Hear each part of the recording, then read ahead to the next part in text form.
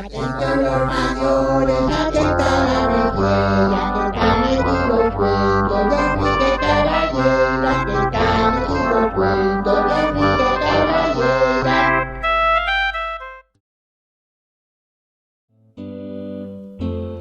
Madre, que yaceria! Esto non lo esperaba naide, pero, pensándolo bien, tampouco lle tan raro porque la torre del ayuntamiento de Villacollada de los Hartos lle muy alta. De toes formes, creo que naide non creyera que fuera a pasar. Estoy agora mesmo asomao a la ventana de casa y estoy viendo al nuberu esgolau de la pica la torre, xusto enriba al telladín, onde el reloj.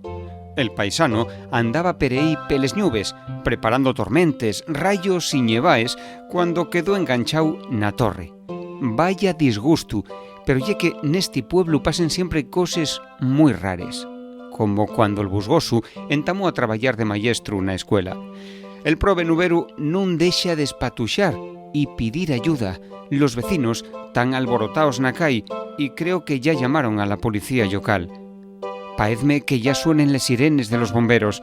Bueno, con suerte, dentro de unos minutos van lliberalu y podrá seguir blincando entre les nubes. Pero que tenga cuidado, non y vaya a pasar otra vez. De xuru que nos lo agradez con una bona boreada. En fin, deixo vos que tengo que seguir faciendo los deberes. ¡Ayuda!